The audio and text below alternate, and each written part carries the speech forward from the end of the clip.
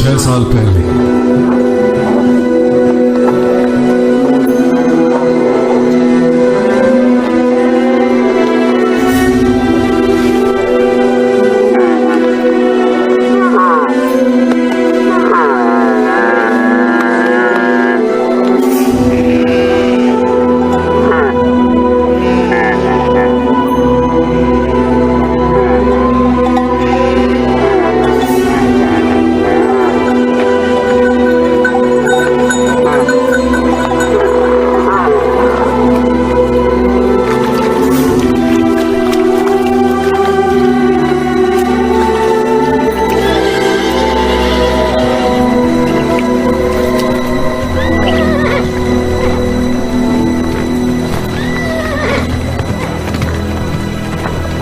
क्या हम यहाँ जानवरों को पानी पिला सकते हैं जवान? कौन हो आप लोग? हम खुजा कबीले से हैं।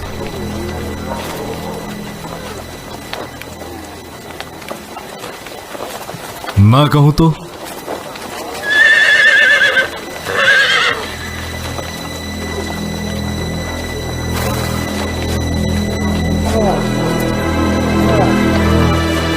हम चले जाएंगे।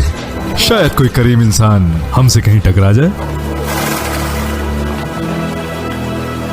एक शरीफ इंसान प्यार से मांगी चीज को कभी मना नहीं करता। जब मेरे ऊंट पानी पी ले तब अपने ऊँटों को यहां ले आना। तुम्हारा खैर मकदम है। तुम्हारा नाम क्या है जवान? उमर। उमर इब्न अल खत्ताब। कुरैश की कौन सी कौम? कैसे जानते हो मैं कुरैशी हूं? कुरैशी चेहरे तो कोई भी पहचान सकता है। आदि कबीला, रहमदिल और शरीफ कौम।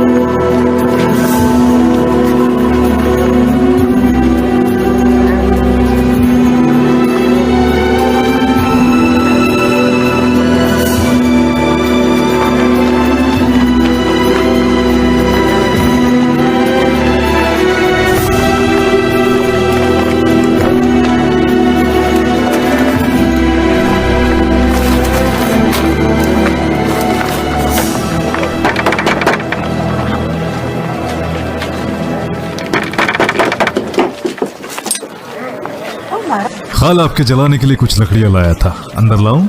सुनो, पहले अंदर आ जाओ, पहले कुछ खा लो। जब तक ये सारी लकड़ियां बाकी लोगों तक ना पहुंचा दूं मैं खाना नहीं खाऊंगा। और फिर मुझे ऊँटों के पास वापस भी जाना होगा, वरना अब्बा नाराज हो जाएंगे। तुम्हारे अब्बा तुमसे बहुत काम लेते हैं, मैं उनसे बात करूंगी। मैं काम से बिल्कुल नहीं घबराता, इससे शरीर मजबूत रहता है। वो तो तुम हो ही बेटा। अल्लाह ताला तुम्हें खूब सलामती और तरक्की दे। उमर, जरा एक सुनो।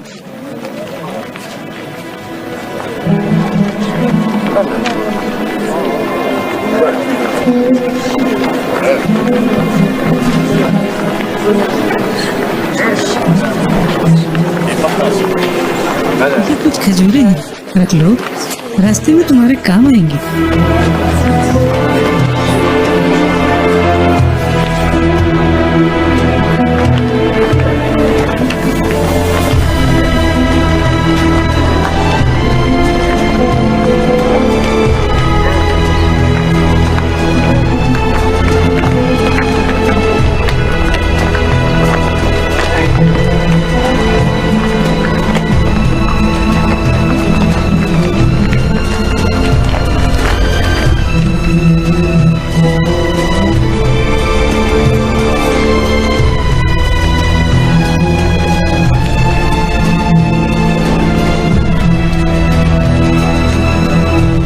इस वक्त यहाँ ऊंट कहाँ है?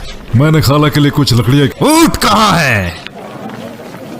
आपके ऊंट बिल्कुल ठीक है, लेकिन आपको मेरी खैरियत भी लेनी चाहिए।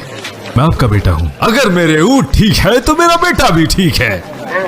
तो भरोसा रखें, मंजनान वादी में ऊंट बिल्कुल ठीक है।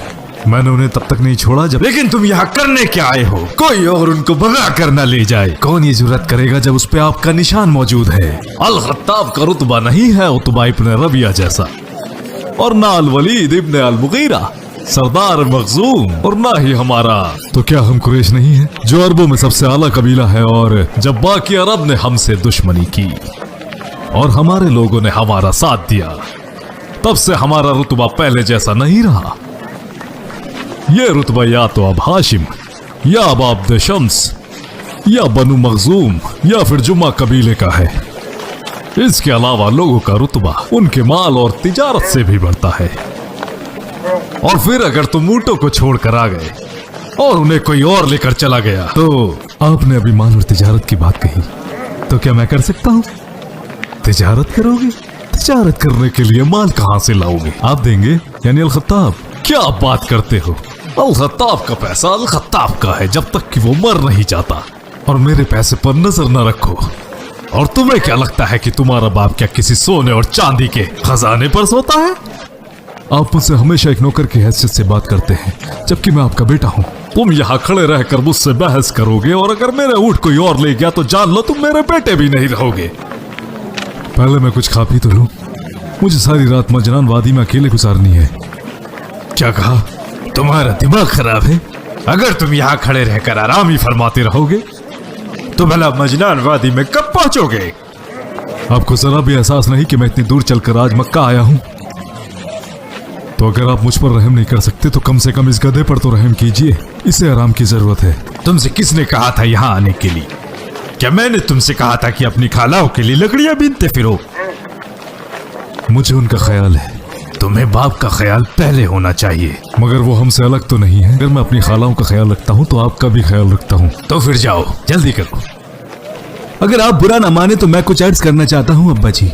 उमर को आज मक्का में ही आराम करने दें, और इनकी जगह मैं ऊँटों को चरा कर आता हूँ, और फिर कल से ही अपनी जगह संभाल लेंगे। तुम ऊँटों को चराओगे? क्या आपको मुझ पर यकीन नहीं है या भरोसा नहीं करना चाहते? दोनों में से कुछ भी नहीं। जो तुम कर सकते हो वो तुम्हारा भाई नहीं कर सकता, और जो तुम्हारा भाई कर सकता है वो तुम नहीं कर सकते।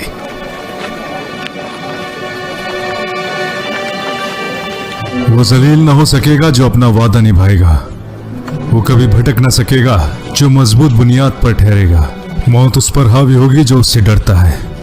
बेशक जन्नत के लिए भी उन्हें सीढ़ी की जरूरत पड़ेगी। जिसके पास बहुत माल और दौलत है और अपने लोगों की मदद ना करे, ऐसे लोग बेगैरत और रुस्वा होंगे। इस वक्त यहाँ कैसे? क्या कोई एक बुरी खबर लाए हो? मैं तो तुम्हारे लिए कुछ खाना लाया हूँ। तुम इतनी दूर का सफर तय करके आए हो सिर्फ इसलिए कि मेरे लिए खाना लाओ? मैंने खजूरें खा के अपनी भूख मिटा ली है। हकीकत बताऊं तो मैं बड़ों की महफिलों में बैठकर उकता गया था, लेकिन तुम यहाँ सुकून से हो, सिवाय इसके कि अल खत्ताब तुमसे बहुत काम लेते हैं। मुझे शिकवा नहीं। यहाँ खुले आसमान के नीचे बैठने से जिंदगी की समझ बेहतर होती है। साफ नजर, पाक जहन और खालिस दुनिया नजर आती है। उन ऊँटों को देखो। जब आप उनसे रूबरू होगे जैसे मैं होता हूँ, तब आपको पता चलेगा कि उनको भी मुकम्मल इंतजामात की जरूरत होती है, और जल्द ही आप उनमें से हर एक को पहचानने लगोगे। इनमें से हर किसी का अपना मिजाज, तरतीब, जरूरत और काबिलियत है। हर कोई झुंड में रहता है, लेकिन हर एक दूसरे से अलग है। जब ये बात आप अच्छी तरह से समझ लेंगे, तब उनकी देखभाल एक झुंड की तरह करेंगे, मगर हर एक की जरूरत का ख्याल आपको रहेगा। फिर आप उनके साथ ऐसे पेश आएंगे जैसे एक माँ अपने बच्चे के साथ पेश आती है। हालांकि जब ये मामला ऊँटों के साथ है, तो ये बात इंसानों पर भी लागू होती है। उनकी जिंदगी भी तब तक नहीं संभलती जब तक सही मायने में उनके हकूक संभालने के लिए सही हुक्मरान ना हो। एक भेड़िया भी अकेली भेड़ का ही शिकार करता है। अगर लोग भी आपस में मिल जाएं, तो हर किसी की अपनी जात और काबिलियत होगी। हालांकि उनकी अपनी अपनी अक्ल है, अपने अहकामात होंगे। कोई भी दूसरे को पूरी तरह नहीं नकार सकता। अगर ऐसा ना होता तो लोगों को एक दूसरे की जरूरत ही ना होती, और ना उसकी जरूरत होती जो दूसरे के पास है। इसलिए साथ रहकर भी लोग अपने आप को अलग पाते हैं, और उनके इख्तिलाफ उन्हें एक साथ लेकर आते हैं। आपने बहुत अक्ल की बात की है उमर, हालांकि आप बहुत छोटे हैं और आप जैसों को आगे आने से रोका जाता है।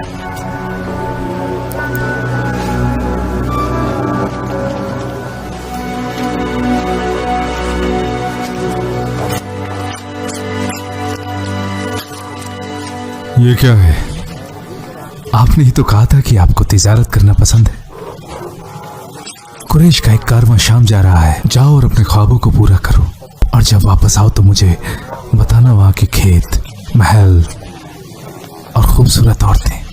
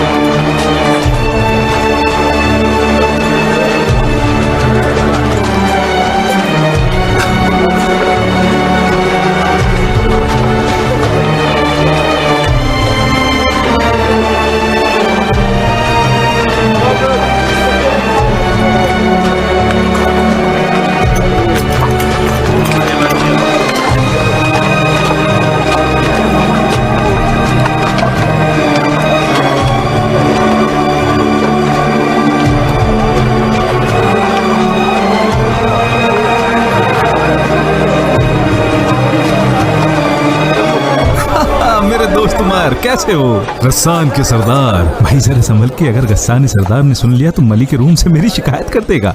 मैं तो बस एक कारोबारी हूँ के कारोबारी। और कैसे हो उमर? अच्छा हूँ, और तुम? एकदम बढ़िया, रब की नेमत है। और मक्का में सब कैसा चल रहा है? अच्छा है। अच्छा, इनसे मिलो, ये रूम के मेरे कुछ दोस्त हैं और कारोबार में मेरे भागीदार भी। और इन्हें मैंने तुम्हारे बारे में बताया ये कहकर कि तुम बड़े ही ईमानदार और बाखलाक इंसान हो और अपनी चीजें कभी गलत दामों पर नहीं बेचते। तुमने तो पहले ही सौदेबाजी करनी शुरू कर दी, जैसा कि हमेशा करते हो। अभी तक तो तुमने मेरा माल भी नहीं देखा। मेरी तारीफों के पुल बांध रहे हो ताकि मैं तुम्हारी बातों में आ जाऊं। तुम्हें लगता है उमर इन बातों में आने वाला है? मैं बिल्कुल ज्यादा दाम नहीं मांगूंगा जब तक तुम ऐसा न करो। मैं तुम्हें सामान बेच रहा हूँ ताकि तुमसे कुछ खरीद सकूं, और अगर तुम मेरी तारीफ करोगे तो बदले में तुम्हें सिर्फ तारीफ ही मिलेगी। और क्या तुम इन रोमियो के लिए अपने भाई से सौदाबाजी करना चाहते हो? हालांकि हम दोनों एक ही जबान और एक ही मुल्क से हैं, तो दोनों में से किसकी तरफदारी करोगे? हम वाकई एक जबान और एक मुल्क से हैं, लेकिन मैं इनके साथ इनका दीन और जमीन साझा करता हूँ। क्यों ना तुम भी इनके दीन में शामिल हो जाओ और फिर दोनों तरफ से मेरे भाई बन जाओ। कौन जाने, कल मैं तुम्हें रूमी बादशाह से ही मिला दूं और उससे तुम्हें कुछ फायदा हो जाए। और अगर ऐसा हुआ तो तुम यहीं के होकर रह जाओगे और हम तुम्हारा खैर मकदम करेंगे। भाई बात मानो, यहाँ के खूबसूरत बगीचे और खेत खलियान अरब की सख्त जिंदगी से बहुत अलग है। बस बस तुम कुछ ज्यादा ही बोल रहे हो। अगर तिजारत करने आए हो तो आओ तिजारत करते हैं। अच्छा ठीक है, हमारे लिए क्या लाए हो? इत्र, खुशबुएं, गोंद, खजूरें और यमन का भी कुछ सामान है। हाथी दांत, हबशे से हाथी दांत लाए हो? मेरे पास नहीं है, लेकिन मेरे कुछ कारोबारी दोस्तों के पास है। और आबनूस? वो भी।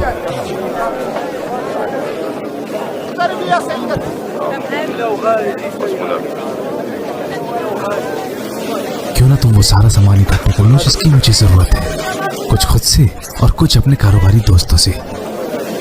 इसके बदले में तुम्हें हिस्सा दूंगा, और इस बात को अपने तक ही रखना।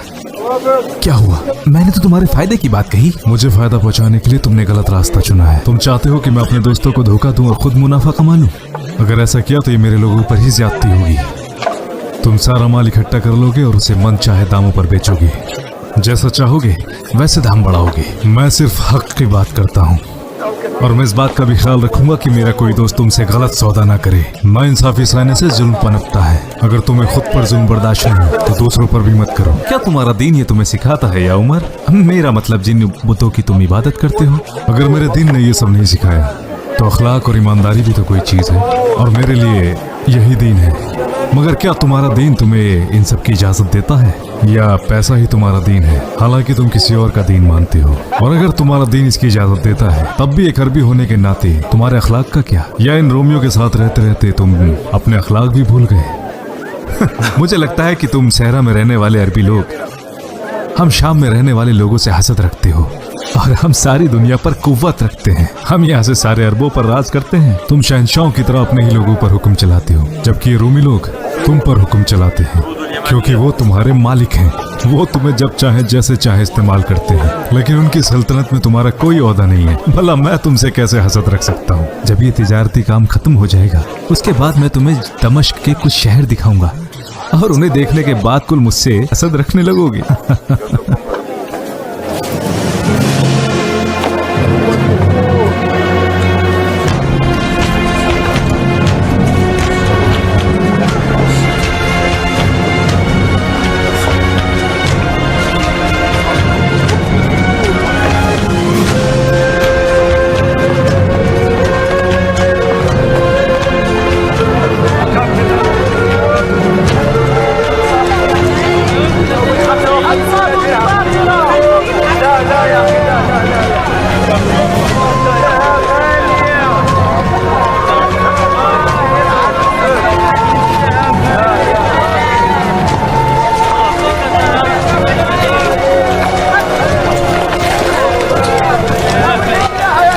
यहाँ क्या करने आया है जाहिल? चल यहाँ से।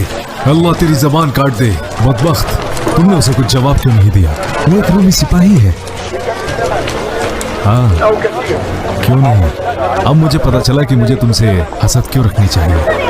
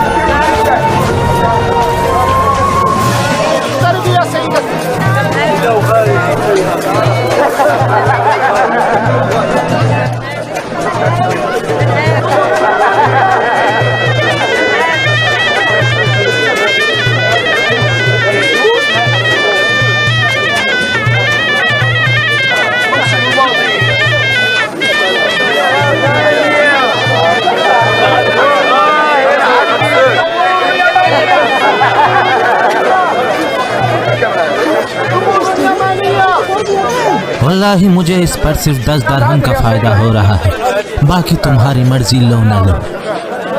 क्या ऐसे सामान बेचते हैं? मलिक सफ़वान, सिर्फ 1 या 2 दरहम के लिए तुम इन्हें सामान नहीं दोगे? मैं तो आपके वालिद का खादिम हूँ, वो जैसा हुक्म करें। मैं तो आपका खादिम हूँ और आपका सामान बेचता हूँ, और ये दाम तो आपके अब्बा ने ही तय किए हैं। मैं इसमें तो इस लड़की को सामान दे दो जैसा इसे चाहिए, और जो भी दाम दे रख लो। कुम सैयदी। अगर आप ऐसी ही दिलदारी दिखाते रहेंगे तो जल्द ही गरीबों में शुमार हो जाएंगे। अगर यहाँ ज्यादा लोग भी होते तो उससे हमें कोई फर्क नहीं पड़ता। जानते हो क्यों? क्योंकि जो चीज बाजार में कम होती है कीमत उसकी ही ज्यादा लगती है।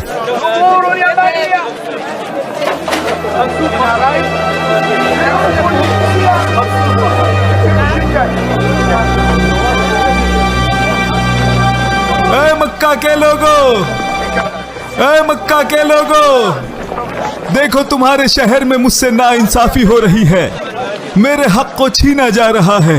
क्या बात है भाई सैयद बनी आमिर, क्या ये आपको गवारा होगा कि मेरा हक मारा जाए जबकि मैं आपके शहर में हूँ? ना वल्लाती वलुज़्ज़ा, मैंने कुछ नहीं किया। मूसा की कसम इसने किया है। ये पिछले साल मुझसे खजूरें और जौ खरीद के लाया था और इसके पास पैसा भी नहीं था। इसने मुझसे 1 साल की उधारी की और इस मौसम में ये मुझे मेरे सामान के अच्छे पैसे देता और वक्त पर अदा न करने की सूरत में सूद भी, मगर अब ये देने से इनकार करता है। जब मैं इससे खजूरें और जौ खरीद कर लाया तो ये यथरिब वापस लौट गया और जब मैंने सामान को देखा तो पाया कि इसने तो मुझे धोखा दिया है। इसने अच्छी खजूरें और जौ तो ऊपर रख दी और नीचे सड़ा गला माल था जो बिल्कुल जानवरों के खाने लायक था। इससे मुझे बड़ा नुकसान हुआ। मूसा की कसम ये झूठ बोल रहा है। जब मैंने इसके साथ सौदा किया तो माल बहुत ही अच्छा था। इसने सही से उनका ख्याल नहीं रखा जिसकी वजह से वो खराब हो गए। तो इसकी नाइंतजामी की वजह से मुझ पर इल्जाम क्यों? अब्दुल्ला, अब्बा जी, इसको कुरेजा से माल की अदायगी कर दो जो ये गरीब नहीं दे सकता।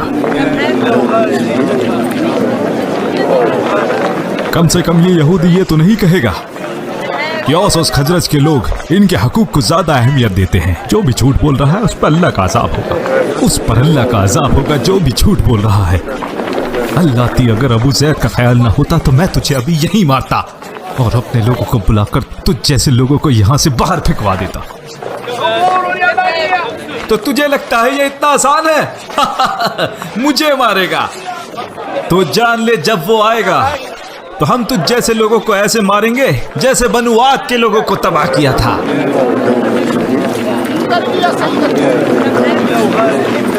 मेरी समझ नहीं आया, ये यहूदी आदमी किसके आने की बात कर रहा है? ये नबी के आने की बात कर रहा है। कहते हैं कि उनका वक्त आने वाला है। जब भी इनका अरबों के साथ झगड़ा होता है वो इसी तरीके की बात करते हैं। इनका यकीन है कि उन लोगों के साथ मिलकर ये सभी लोगों को मारेंगे। पागल हो गया है।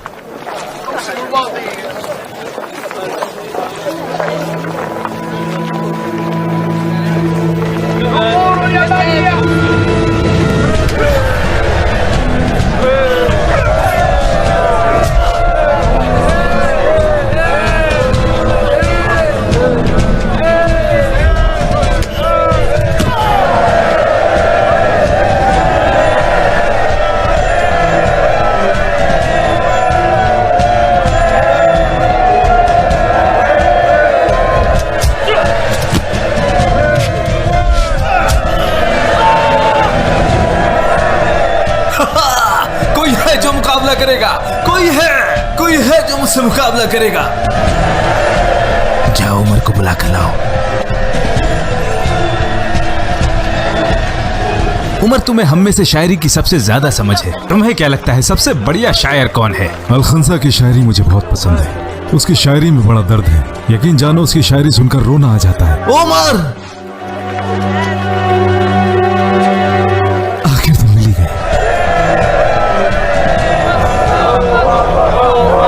जाओ और कुरैश का नाम ऊंचा करो उमर।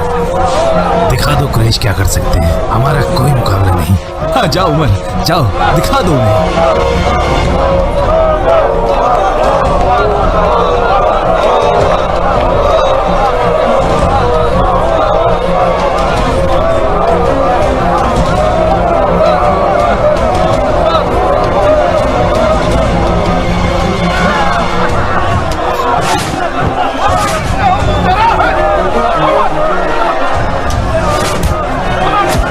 उसे छोड़ना मत।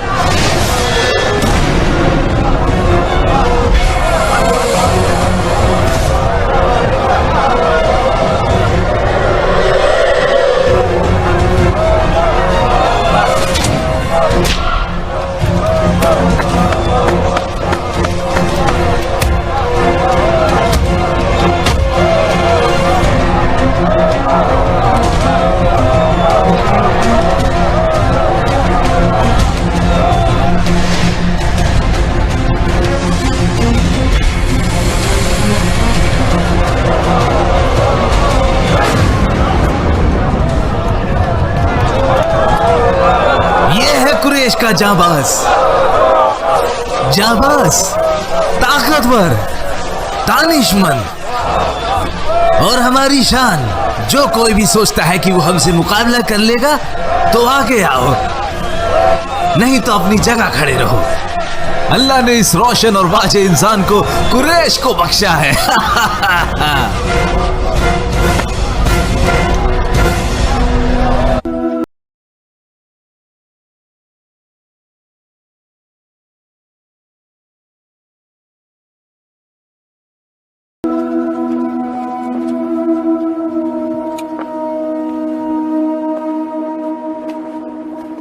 अल्लाहुम्मा रब्बा इब्राहिम, यह आपका घर है जिसे आपने खुद मुकद्दस बनाया। इसको तमाम नापाकी से पाक कर दे और लोगों के मंसूबों से भी। बिस्मिल्लाहिर्रहमानिर्रहीम। इक़रा बिस्मि रब्बिकल्लज़ी खलक़, खलक़ल इंसान मिन अलक़। इक़रा व रब्बुकल अकरम, अल्लज़ी अल्लम बिलक़लम, अल्लमल इंसान मा लम यअलम। चचा बराका इब्ने नौफल, आपको घर बुलाया गया है।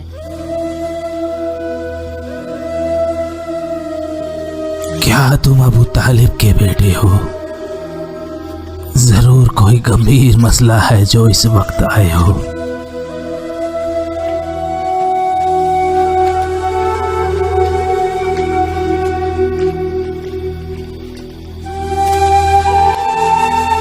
क्या खदीजा ने तुम्हें बताया कि इस वक्त मुझे बुलाने का सबब क्या है?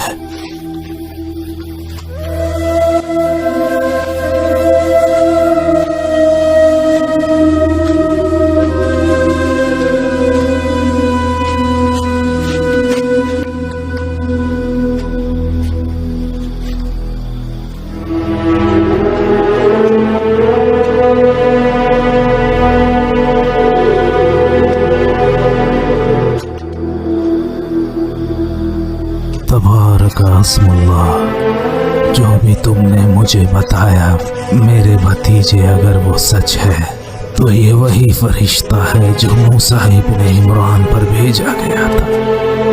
काश मैं उस वक्त तक जिंदा रहूं जब लोग तुम्हें तुम्हारे शहर से निकाल दें। जो कोई भी ये पैगाम लेकर आया है उसके साथ यही सलूक हुआ है, उन्हें तकलीफें सहनी पड़ी। अगर मैं उस दिन तक जिंदा रहा तो आपकी खुलकर हिमायत करूंगा।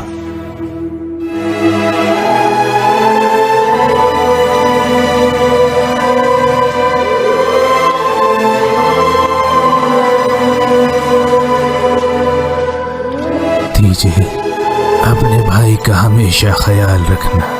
बेशक उनका पैगाम बरहक है और जमीन और आसमान के रब की तरफ से है।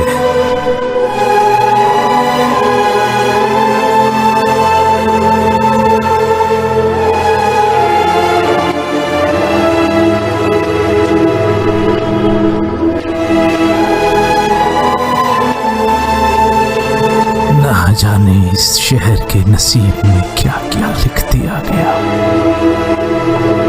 बिस्मिल्लाहिर्रहमानिर्रहीम। या अय्युहल मुद्दत्थिर, क़ुम फ़अन्ज़िर, व रब्बक फ़कब्बिर, व थियाबक फ़तह्हिर, वर्रुज्ज़ फ़हजुर, वला तमनुन तस्तक्बिर। सदक़ल्लाहुल अज़ीम। أنت صباحا يا أبا بكر. أنتم صباحا. आजकल दारुल नदवा नहीं आ रहे हो, तुम्हारी कमी खलती है वहाँ। हाँ, मैं थोड़ा मसरूफ़ हूँ, आप लोग खुद ही संभालें। ना मालूम अबू बकर को क्या हो चला है। अब ये हमारी मजलिसों में भी नहीं आते और ना ही ज़्यादा लोगों से बात करते हैं। ज़रूर कोई गंभीर मसला है जो हमसे छुपा रहे हैं, वरना ये तो हमेशा आगे रहने वालों में से है। कैसे हो मेरे भांजे उमर? मैं खैरियत से हूँ जब तक मेरे सारे मामा खैरियत से हैं। तो फिर हमारे साथ चलो, या तुम भी कहीं मसरूफ़ हो? मैं भी। मुझे मेरे लोगों से कोई दूर नहीं रख सकता। चलो चलो।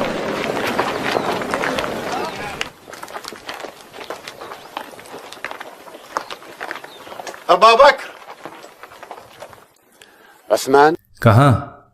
मैं कौम की मजलिस में जा रहा हूँ। क्या कुछ नया होने वाला है वहां? नहीं, बस वो पुरानी बातें। अगर कुछ नया होता तो तुम्हें जरूर मालूम होता। क्या कोई बात है जहन में?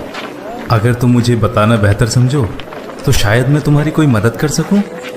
हाँ, अगर मैं कहूँ वाकई कोई बात है जो हम सब के लिए बेहतर है, और मैं ज़्यादा से ज़्यादा अपने लोगों को इस बारे में बताना चाहता हूँ। तुम मेरे सबसे ज़्यादा करीब हो और तुम मेरे। लेकिन बात क्या है? आज मजलिस को छोड़ो और मेरे साथ चलो। अच्छा, एक बात बताओ, तुम अपने भाई के बारे में क्या सोचते हो? कौन? आप? क्या मैंने कभी तुमसे झूठ कहा है?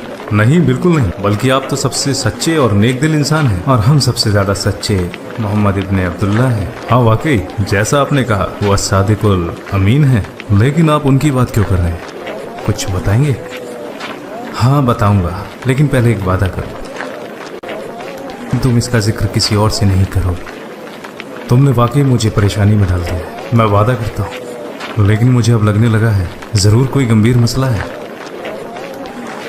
हाँ वाकई ऐसा है।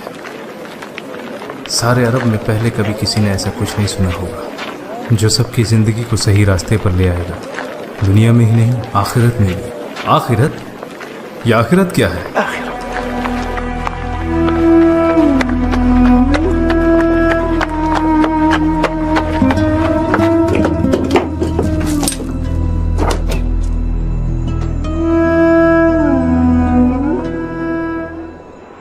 आओ, आपके चचा के बेटे मोहम्मद कैसे हैं? अपने रब के फजल से वो बिल्कुल ठीक है। कौन रब? मैंने आपको आज उनके साथ पहाड़ी रास्ते पर देखा था। आप वहाँ क्या कर रहे थे? मेरी तो कुछ समझ नहीं आया। आप दोनों ने सजदे किए और फिर खड़े हो गए, और ये सजदे वैसे बिल्कुल नहीं थे जैसे हम अपने बुतों को करते हैं। जो आपने हमें करते देखा उसे नमाज कहते हैं वालिद साहब, जिसको अल्लाह ने अपने नबी के जरिए हम पर फर्ज किया है। हाँ, आपके भतीजे मोहम्मद, बेशक अल्लाह की कसम वो नबी है और उन पर वही की जाती है जो कि अल्लाह का कलाम है, यानी कुरान, और मैं उनके दीन पे चलता हूँ, यानी इस्लाम। नबी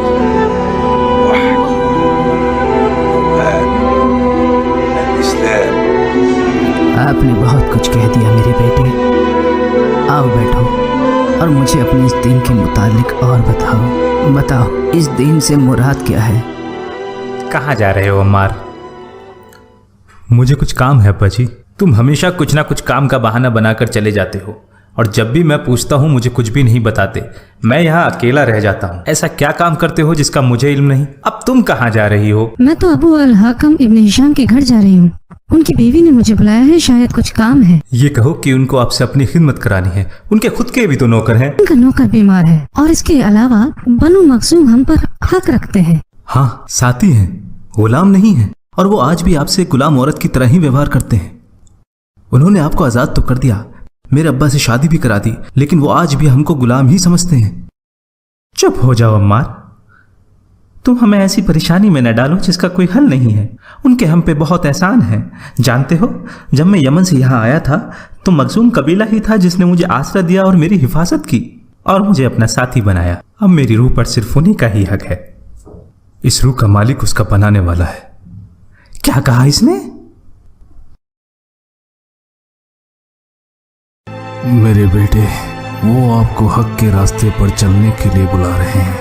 आप हमेशा उनके साथ ही रहना, और जब तक अल्लाह की मर्जी ना हो तब तक इस बारे में किसी और से जिक्र भी नहीं करना।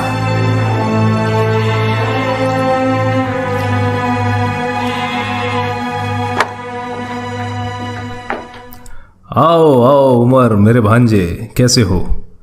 यहाँ बैठो। और तुम्हारे बाबा अल खत्ताब कैसे हैं? अच्छे हैं। अच्छा बताओ, आज कैसे आना हुआ?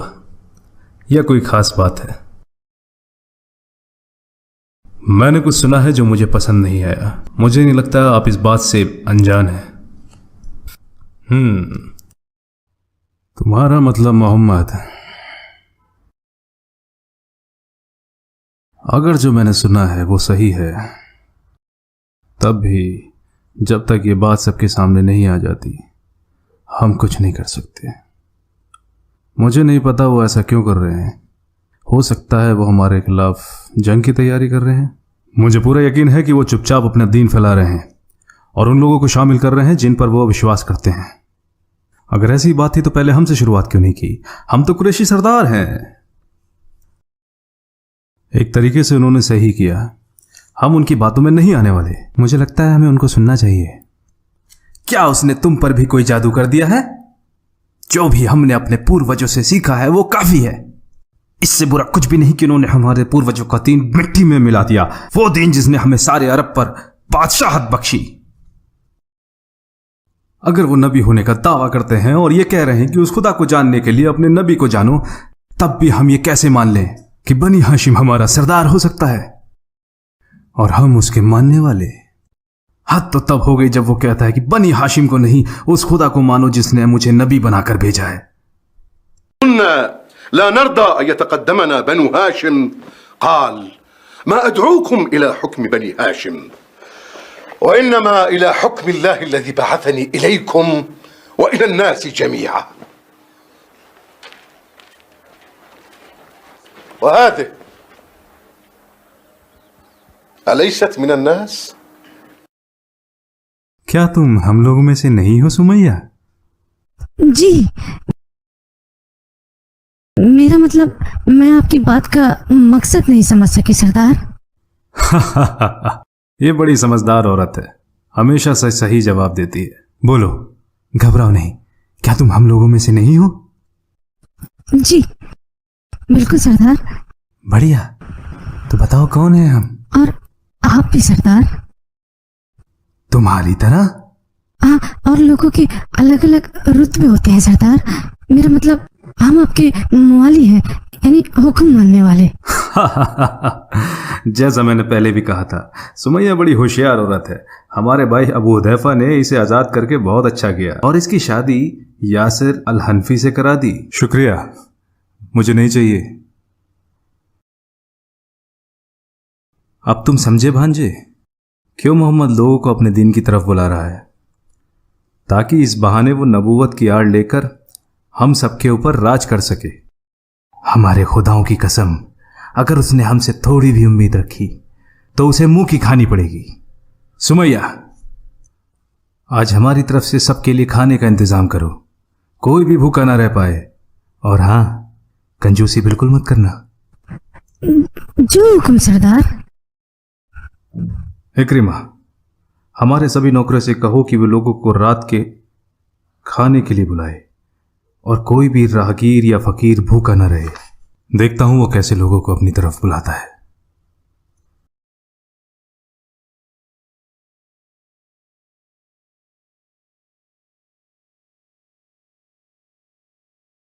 नबी के मिशन के 3 साल बाद। कैसी हो तुम? तुम औरतों में क्या कर रहे हो? अब तुम जवान हो गए हो।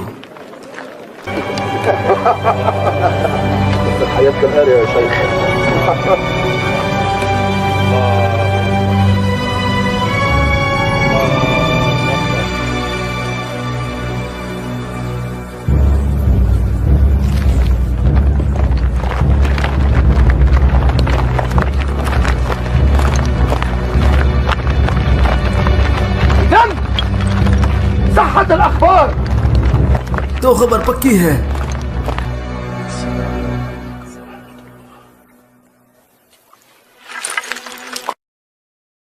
तो तुम लोग ऐसे इबादत करते हो? हमें पता चला था कि मोहम्मद ने हमारा दीन छोड़कर खुद का दीन अपना लिया है। जो मैंने अपने कानों से सुना था, आज अपने सामने देख रहा हूं। मुझे तो यकीन ही नहीं हो रहा। तुम्हारी तो गिनती भी बढ़ती जा रही है और मैं आज तक गफलत में था कि ये कोरा मजाक है। देखो अबू सुफियान, मेरी बात सुनो। हमारा इरादा तुम्हें दुखी करने का नहीं था। हम तो बस यहां खुदा की इबादत कर रहे थे और तुमने हमें ढूंढ लिया।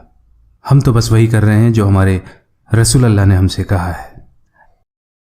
रसूल अल्लाह, ये बस एक खुदा की मर्जी थी जो तुमने हमें यहां देखा। और अब मेरी मानो तो हमें अपना काम करने दो और तुम अपना काम करो। हम तुमसे नहीं पूछेंगे कि तुम क्या कर रहे हो और तुम हमसे ना पूछो कि हम क्या करते हैं। वाह वाह, इससे बुरा और क्या हो सकता है। अब्दुल्ला इब्ने मसूद, वल्द इब्ने उम्मे अब्द, तू तो भेड़े चढ़ाता है। उखबा इब्ने अबी मुवैद की तो कुरैश के सरदार से जबान दराजी करेगा। अपनी औकात भूल गया। तुम हमसे मत पूछो हम क्या करते हैं और हम तुमसे नहीं पूछेंगे कि तुम हम क्या करते हो। तेरी ये मजाक। और तुम साथ, तुम भी इन लीच लोगों का साथ दे रहे हो। तुम भी तो हम कुरैश के ज़ोहरा कबीले में से हो। तुम्हारा क्यों दिमाग खराब हो गया है? ये सब मुझसे बेहतर है। हमें तो ऐसा लगता है कि तुम इनसे ज्यादा गए गुजरे हो। जब तक हम तुम्हें तुम्हारी गलतियों का सबक न सिखाते तब तक तुम्हें छोड़ेंगे नहीं। मारो इन्हें, मारो इन्हें।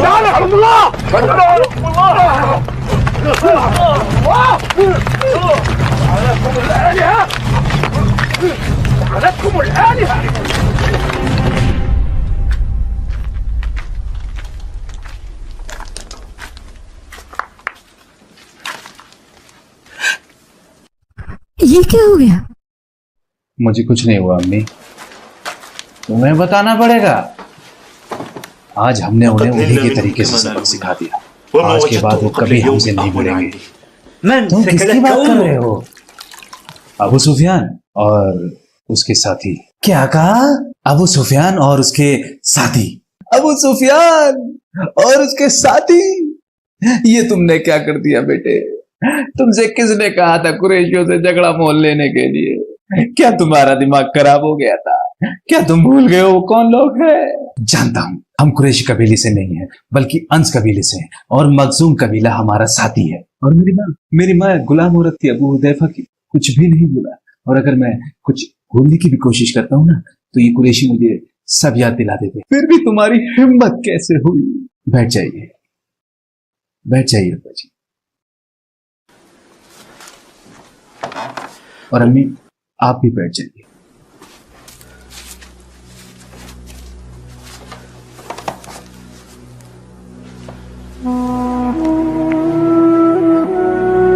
أعوذ بالله من الشيطان الرجيم بسم الله الرحمن الرحيم والضحى والليل إذا سجى ما ودعك ربك وما قلى وللآخرة خير لك من الأولى ولسوف يعطيك ربك فترضى ألم يجدك يتيما فآوى ووجدك ضالا فهدى ووجدك عائلا فأغنى فأما اليتيم فلا تقهر وأما السائل فلا تنهر وأما بنعمة ربك فحدث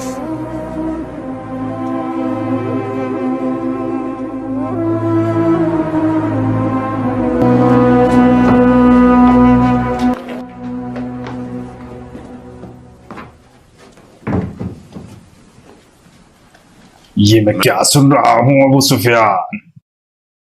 क्या ये सच है कि? जी हाँ, वो बिल्कुल सच है। तो जब तुमने उन्हें पहाड़ी पर देखा तो करने देते जो वो कर रहे थे। तो आप क्या सब कुछ जानते हुए भी शुतुरमुर्ग की तरह मुंह छुपाकर बैठे रहेंगे अब्बा जी? आग को हवा मत दो हिंद। ठीक है, तो आप जानते हैं ये एक आग है जो एक चिंगारे से भड़की है, और अगर इसे हमने अभी ही नहीं बुझाया तो ये हमारे घरों को भी जला डालेगी। वो हमारे रिश्तेदार हैं हिंद, क्या हम अपने ही पैरों पर कुल्हाड़ी मारेंगे? अगर उंगली में कोई जख्म हो जाए और उसे खुला छोड़ दिया जाए, समझदारी इसी में है कि उस उंगली को काट दिया जाए ताकि अपने आप को बचाया जा सके। अगर कोई निजी तौर पर अपना कुछ फैसला लेता है तो उससे हमें क्या लेना देना? मोहम्मद, अगर ये उनकी खुद की मर्जी थी तो वो किसी पहाड़ पे जाते और वहां अकेले बैठ के इबादत करते, हमें कोई दिक्कत नहीं थी। लेकिन वो तो अपने दीन को आम करने में लगे हुए हैं। अब लोग भी उनसे जुड़ने लगे हैं। कुछ को तो हम जानते हैं और कुछ को हम नहीं जानते। जितनों को मैं जानता हूँ उसमें है अबू बकर व उस्मान बिन अफ़्फ़ान व उस्मान बिन मज़ऊन व सअद बिन अबी वक्कास व अब्दुर्रहमान बिन औफ और बहुत सारे नीचे दर्जे के लोग। जो भी उनके साथ जुड़ रहा है वो हमारे साथ गद्दारी कर रहा है, और लोग जितना उनसे जुड़ेंगे वो हमारे खिलाफ होते जाएंगे।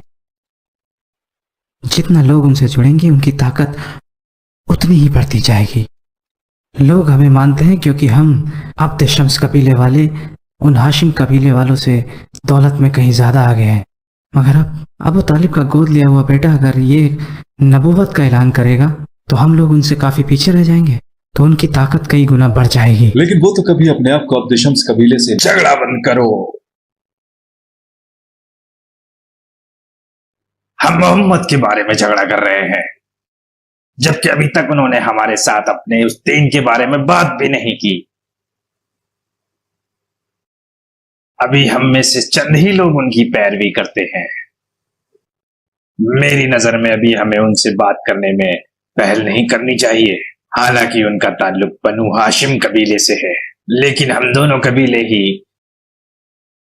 अब्दुल मनाफ की औलादे हैं। तो आपका कहना है कि आप मोहम्मद को ऐसे ही जाने देंगे जब तक कि वो हमारे लिए एक बड़ा खतरा ना बन हाँ, जाए? जब तक तो नहीं, जब तक वो हमारे लिए खतरा ना बन जाए।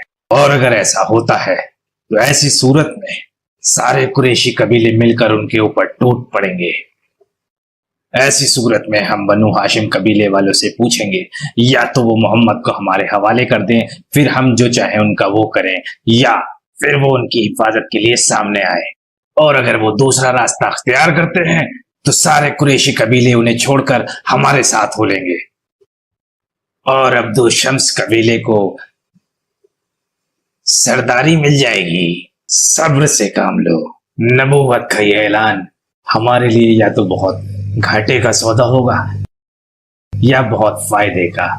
देखना यह है कि हम कैसे तदबीर करते हैं। मेरा कहना तो यह है कि मेरी बात को ध्यान से सुनो और उस पर अमल करो।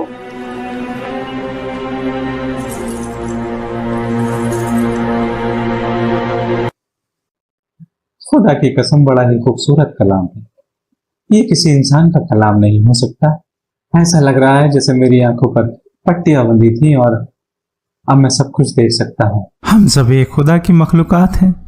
एक खुदा जिसने हम सबको एक जोड़े से पैदा किया है। वो एक खुदा जो हमें बराबरी का हक देता है। तख्लीक, हुकूक और फराइज में भी दौलत और बराबरी कोई फक्र करने की चीज नहीं। लेकिन अबू सुफियान और उसके परिवार वालों ने जो सलूक साद बिन अबी वक्कास के होते हुए आप लोगों के साथ किया, तो सोचो वो हमारा क्या हाल करेंगे अगर हमने उनके बताए तरीकों को छोड़कर नबी की इब्तिदा करनी शुरू कर दी तो। अम्मार के अब्बू, जब आपको सच्चाई का पता चल ही गया है जैसे कि हमारे नबी ने बताया, तो अब आपको किसका डर है? हमारे साथी यानी मखजूम कबीले वालों का, या उनके खुदाओं का,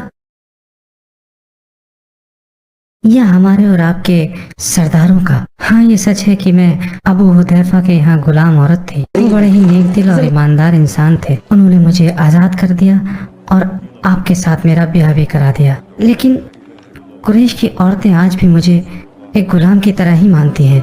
जब भी वो मुझे देखती हैं तो बस यही बोलती हैं कि वो देखो अबू हुदैफा की गुलाम औरत। अगर कोई मुझे अपने पास बुलाता भी है तो सिर्फ अपनी खिदमत कराने के लिए।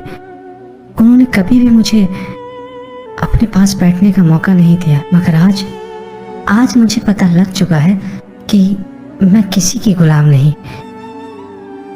मेरा मालिक बस वो एक अल्लाह है।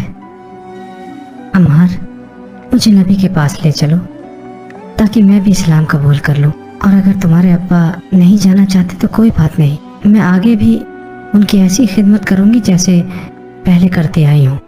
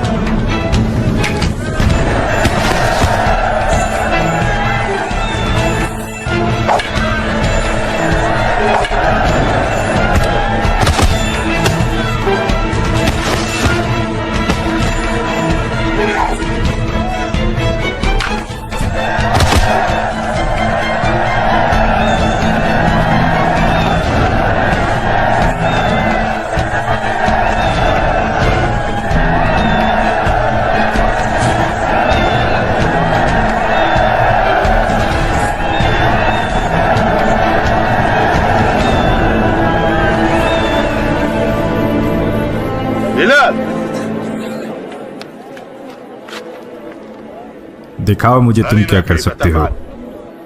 लेकिन मैं तो लड़ना ही नहीं चाहता। तेरे चाहने या न चाहने से क्या होता है? तू वो करेगा जो मैं चाहता हूँ। जा लड़के दिखा।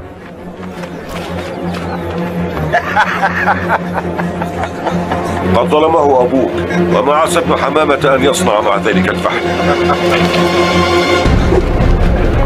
هيا يا ابن حمامة، أرنا منك اليوم قوة، فإن صرعت فلك عندي جائزة.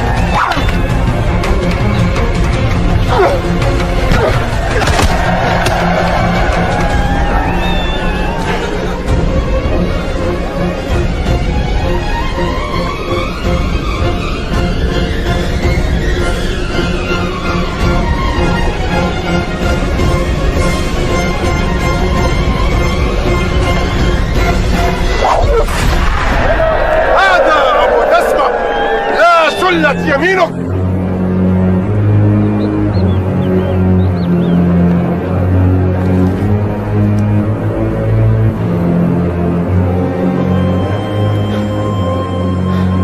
رق الحبشي لابن جلدته.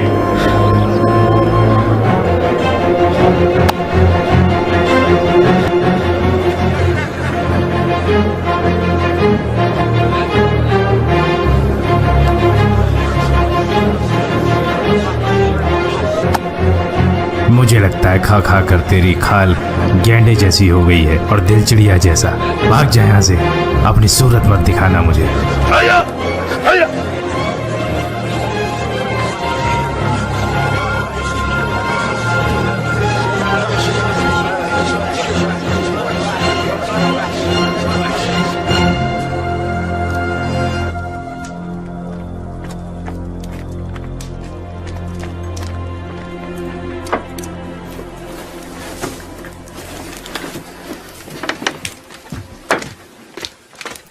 أنت तुम आज बहुत अच्छे लड़े। नहीं, मुझे आते हुए किसी ने नहीं देखा।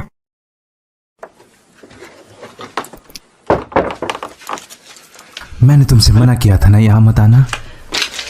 तुम्हें किसका डर है, अपने मालिक का या लोगों का? मुझे अपने लिए डर नहीं लगता, बल्कि तुम्हारे लिए लगता है। आज तुम्हारे मालिक तुमसे बहुत खुश होंगे क्योंकि तुमने सभी लोगों को हरा दिया। किसी को कोई फर्क नहीं पड़ता कि अगर एक गुलाम औरत एक गुलाम मर्द से मिले तो। हाँ, बिल्कुल वैसे ही जैसे एक जानवर दूसरे जानवर से मिलता है। आज तुम अपने मालिक के पास जाओ और उनसे हमारे लिए बात करो। अरबी लोग तो हमेशा से ही आपस में गुलाम मर्द और औरतों की शादी। अभी सही वक्त नहीं आया है। तो कब सही वक्त आएगा? मुझे नहीं पता, मुझे बिल्कुल नहीं पता, और तुम मुझसे बहस भी मत करो। मुझे लगा कम से कम आज तो तुम मेरे से खुश होकर बात कर लोगे। रैहाना, तुम तो मेरे जज्बातों को समझती हो। अल्लाह की कसम, मैं कल की जगह आज तुम्हें अपनी बीवी बनाना पसंद करूंगा। वो इसलिए कि मैं नहीं चाहता कि मेरा बच्चा किसी और की गुलामी करे। मैं पहले अपनी आजादी चाहता हूं। क्या एक जानवर किसी के प्यार में पड़ के बच्चे पैदा कर सकता है? नहीं ना, बल्कि उसे तो और जानवरों के पास लाया जाता है ताकि ज्यादा से ज्यादा जानवर पैदा हो सके। तो मैं गुलामों की संख्या बढ़ा दूं?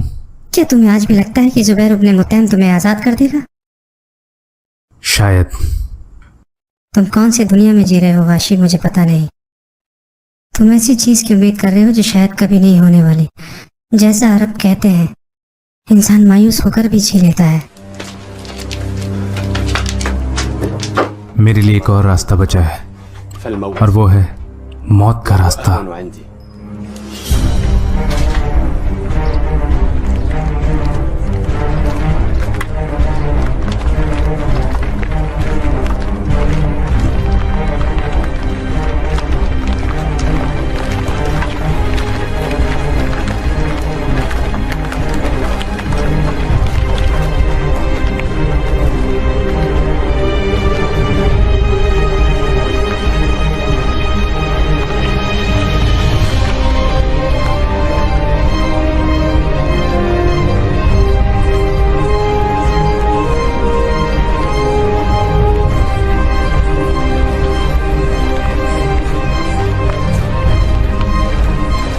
बिस्मिल्लाहिर्रहमानिर्रहीम वअन्ज़िर अशीरतकल अक़रबीन वख़्फ़िद जनाहक लिमन इत्तबअक मिनल मुअमिनीन।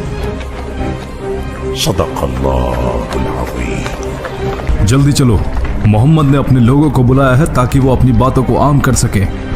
जिस काम की आज तक सिर्फ हम खबरें सुना करते थे, वो आज एक हकीकत अख्तियार करने जा रही है। एक ऐसी हकीकत जो महज आम खबर हरगिज नहीं है। एक ऐसी हकीकत जो महज आम खबर हरगिज नहीं है। या बनी हाशिम, आप सब ने मेरे भतीजे यानी मोहम्मद को तो सुना है, जिनके बारे में आप सब गवाह हैं कि वो सादिकुल अमीन हैं। जब उन्होंने आपसे पूछा कि क्या आप उनकी बात पर यकीन रखते हैं, अगर वो ये कहें कि पहाड़ के पीछे एक फ़ौज खड़ी है जो हम पर हमला करने को तैयार है, तो सब ने कहा हाँ, हम यकीन रखते हैं। उन्हें कभी भी झूठ बोलते नहीं देखा।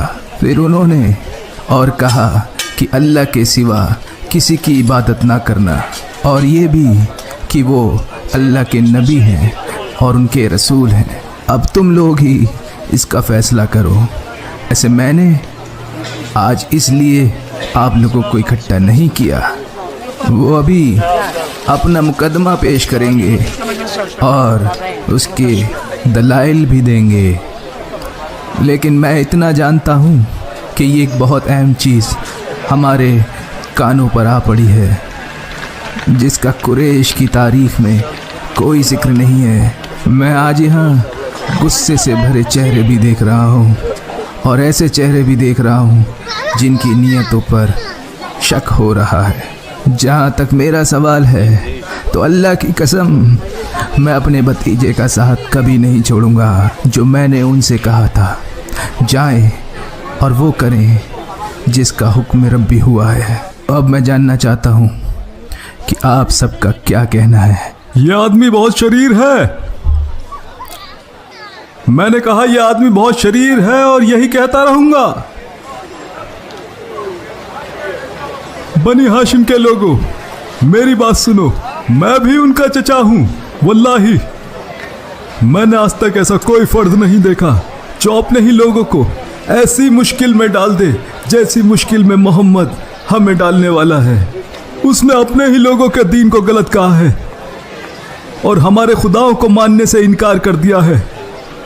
उस वक्त तुम लोग क्या करोगे जब तमाम अरब के लोग कर हमारे खिलाफ खड़े हो जाएंगे? क्या हम मुकाबला करने के लिए तैयार हैं? बेहतर यही होगा कि हम मोहम्मद का साथ छोड़ दें।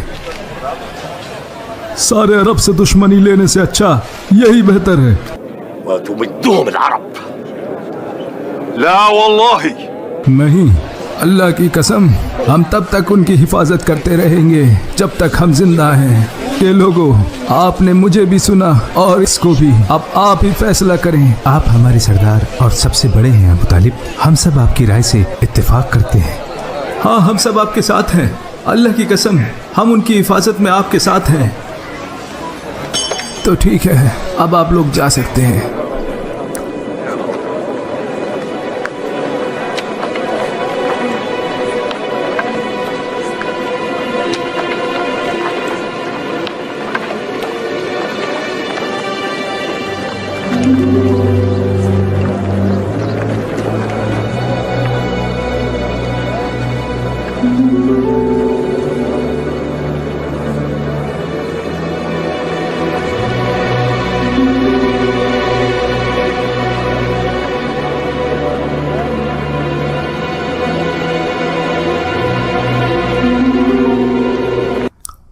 उमर, आप क्या सोचते हैं उनके दीन के बारे में? बिल्कुल वही जो आपको सोचना चाहिए, जो कुरैश के हर फर्ज को सोचना चाहिए, जो कोई भी सबको खुश और एक दूसरे के साथ देखना चाहता है, और जिसको रिश्तेदारों के आपस में लड़ाई झगड़े बिल्कुल भी पसंद नहीं, यानी कि एक दूसरे के खिलाफ होना नापसंद है। क्योंकि अगर हम ऐसा नहीं सोचेंगे तो सारे अरब मिलकर हमें नोच खाएंगे। क्या आपको लगता है कि ऐसा होगा? मुझे पूरा यकीन है। तुम्हें क्या लगता है कि ये सिर्फ बातें हैं जो चंद लोग मांग लेंगे और चंद लोग ठुकरा देंगे? हम हरम के निगहबान लोगों में से हैं ज़ैद। उनके नज़दीक हमारी इताअत करना उनके मजहब का हिस्सा है, और बाकी अरब इस हरम की वजह से हमारी इज्जत और तकरीम करते हैं। और जो कोई भी हमारी ख्वाहिशों के खिलाफ जाने की सोचे वो यही समझता है कि वो हमारे खुदाओं के खिलाफ जा रहा है।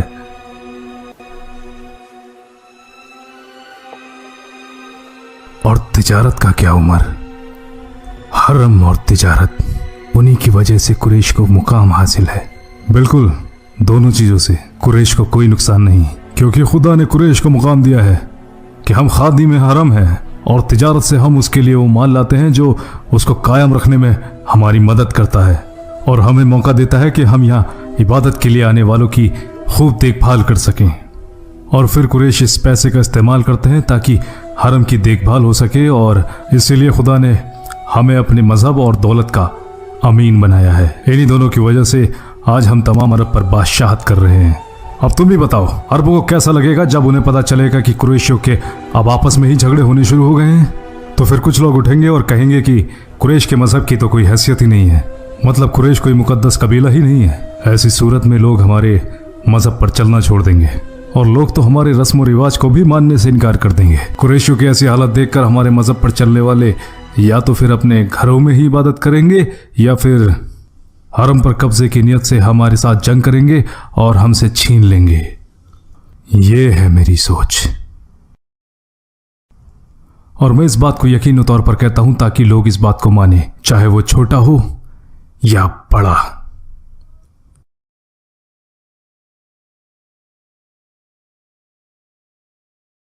क्या बात है, वहां कुरैश के बड़े लोग मजलिस कर रहे हैं। आओ मेरे साथ चलो। दारुल नदवा में इस बात पर बात करने के लिए सारे लोग इकट्ठा हुए हैं। अभी जैसा आपने कहा, कुरैश के बड़े, मेरा वहां क्या काम? ये आप क्या कह रहे हैं?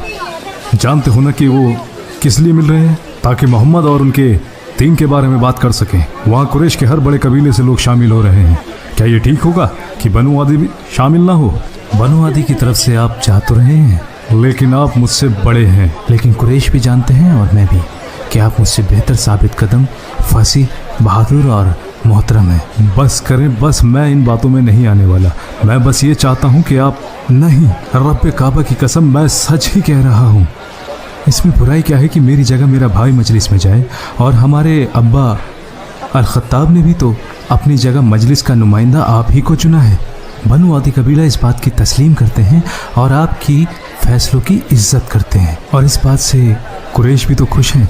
लेकिन मैं खुश नहीं हूँ। समझे तुम, जिसका काम उसी को साझे। और अगर आप इस मजलिस में जा रहे हैं तो ये काफ़ी होगा कि अल खत्ताब ख़ानदान का एक बंदा इसमें हिस्सा ले, ताकि मजलिस में अच्छा हो या बुरा उसकी जिम्मेदारी सिर्फ एक ही के कंधों पर आए।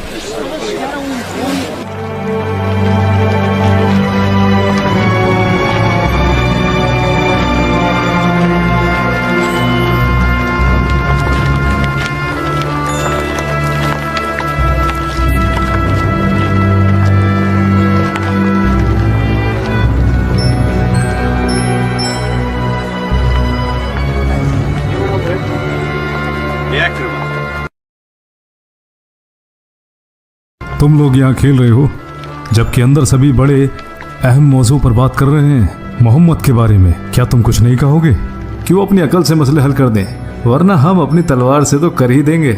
उमर भी अब बड़ों की मजलिस में बैठने लगे हैं, हालांकि मुझसे छोटे हैं। उनके वालिद अल खत्ताब ने उनके लिए जगह खाली की और बनु आदिम ने इसको मान लिया। गुस्से के थोड़े तेज हैं, लेकिन इस इज्जत के हकदार हैं। वैसे मैं और उमर रिश्तेदार भी हैं, इसलिए जरा देख के बात करना। खालिद ने ठीक ही कहा। तुमसे किसने कहा कि मैं उमर के बारे में कुछ बुरा बोलने वाला था? तुम्हारी आंखों में नजर आ रहा है, और मैं तुम्हें अच्छी तरीके से जानता हूं। चलो उमर, ये शर्त मेरे और सफवान के बीच में लगा दो। 2-2 ऊंट की शर्त रही। 2 ऊंट? एक काफी नहीं है क्या? भाई अगर तुम जीत गए तो मजा भी तो 2 गुना हो जाएगा, और अगर हार गया तो दुख भी तो 2 गुना होगा। अच्छा, तो अब सहरा के सबसे अमीर शख्स सफवान को गरीबी की फिक्र होने लगी, जबकि जनाब एक ऊंट ज़िबा करवाते हैं। वो ऊंट तो सही काम में इस्तेमाल होता है। क्या कहा? तुम लोगों को खिलाते हो ताकि लोग तुम्हें लक़ब दें, सफवान इब्ने उमैया बड़ा मालदार है। भाई जो भी ऐसा कहता है ठीक ही तो कहता है। जानते भी हो लोग अम्र इब्ने आस के बारे में क्या कहते हैं? जब लोग किसी उलझन में पड़े हों और कोई रास्ता समझ ना आए तो सभी अम्र के पास आ जाते हैं। पता नहीं लोग तुम्हारी चालाकी की तारीफ करते हैं या तुम्हारी फरेबी को कोसते हैं। भाई मेरी तो समझ में नहीं आता। नहीं नहीं, अगर फैसला उनके हक में जाता है तो लोग चालाकी की तारीफ करते हैं, और अगर उनके खिलाफ होता है तो मक्कारी को कोसते हैं। हाँ तो क्या कहते हो, 2 ऊंट लगा दें शर्त पे? ठीक है लगा दो। तो मैं शुरू किससे करूं? सफवान से? ठीक है सफवान से। इसे गश्त पड़ने वाली है।